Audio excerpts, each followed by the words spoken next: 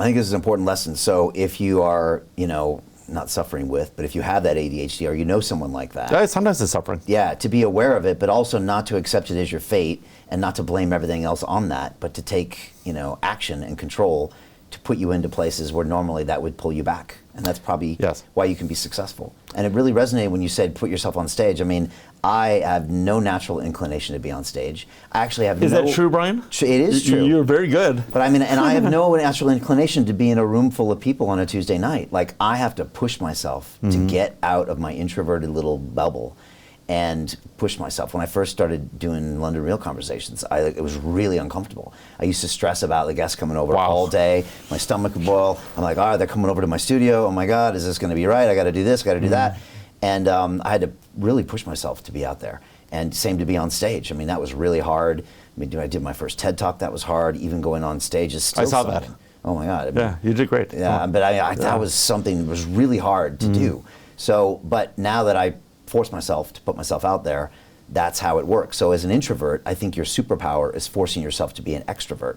Because extroverts, unfortunately, if you're only an extrovert all the time, you need your energy, you need to be out. And you see people like that, How do you get out of a rat race? How do you create wealth not only for yourself, but also for the generations to come after? I am absolutely amazed with the quality of companies that we're getting exposure to. We go on to Zoom calls with the innovators and the folks who are building new applications in metaverse, blockchain, artificial intelligence, decentralized finance. What's going on, everybody? Thumbs up if you can see me. We are focusing on early stage investment. And the quality of people that we're getting exposure to, whether it be Dan Tapiero with 1RT, Jason Ma from Open, Yatsu from Animoca. It's been a phenomenal experience thus far.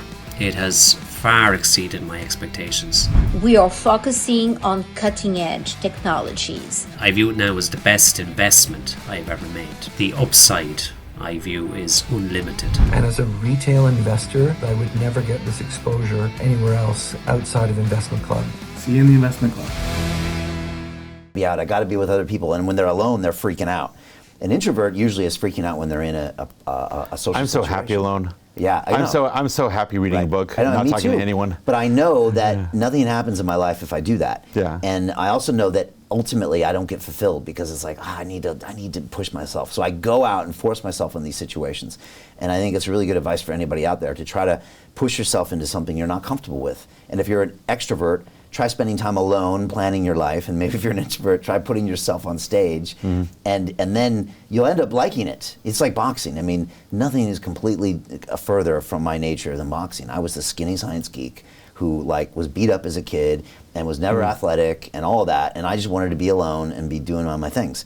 But when I go out there to this uncomfortable place, that's when all the learning happens, and that's when I'm like, oh wow, and I get so much more fulfillment from that too, just like what probably you do when you go on stage, because it's like, wow, look, I'm doing this, and then you're kind of enjoying it, and then you're kind of working on it, and it can be a little bit of a buzz, to do that. It's definitely a buzz, right? The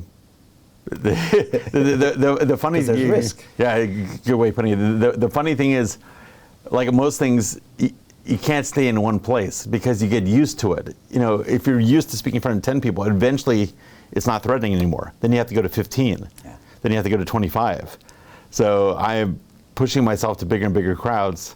And it's going to sound funny, but I'm pushing myself to not take Tuesdays. I'm pushing myself to more and more hostile crowds, or at least neutral crowds. Yeah, that's people who are not natively my friends. People who maybe even don't like me for some reason. Maybe it's a bias for some reason. And then, turning them around. It's like a thrill-seeking behavior. Now, as far as thrill-seeking behaviors go, public speaking is not the worst. Yeah, it's worse than that. There's many worse thrill-seeking behaviors, but it's kind of fun. It's like speaking up when the room isn't with you. Yeah. That's you're almost becoming a stand-up comedian at that point. You walk into a place where you have to start creating a rapport from nothing. Yes. And the people already don't like you because you're not making them laugh or entertaining them right away. Or something. Yeah. Because I've gone into venues where everyone knows who I am, and that's, well, at first it's hard, but then it's easy. So it's like, now go to somewhere that doesn't like you, and now go this, and now I try to now I walk out in the audience, and now I try to do things that are just pushing it a little bit to show if I can get better. People love that. Yeah, they do like that.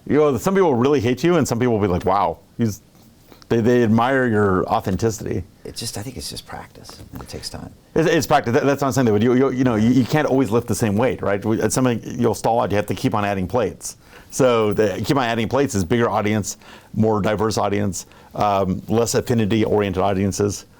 For me, it's a buzz. It's kind of fun. I encourage everybody to go for it. I think I'm probably exuding buzz energy Yeah, you got buzz energy, I'm visualizing it. Hey, I know investing in crypto is scary. It takes a real leap of faith because there are so many scams, rug pulls, and bad actors out there. It's a dangerous business, which is why 95% of people lose all their money. Well, that's why I created the London Real Investment Club, so you can access the hottest deals on the planet and use the crypto bull market to create the generational wealth that you deserve. Join my team of over 100 people from around the world that are making millions of dollars behind the scenes investing in blockchain, AI, Web3 games, DeFi, Bitcoin, and more. Don't miss out. Click the link below to book a call with one of my team now. But hurry, this bull market will end soon. I know investing crypto can be scary. That's why you gotta join the investment club. Pull the trigger. Let's do this.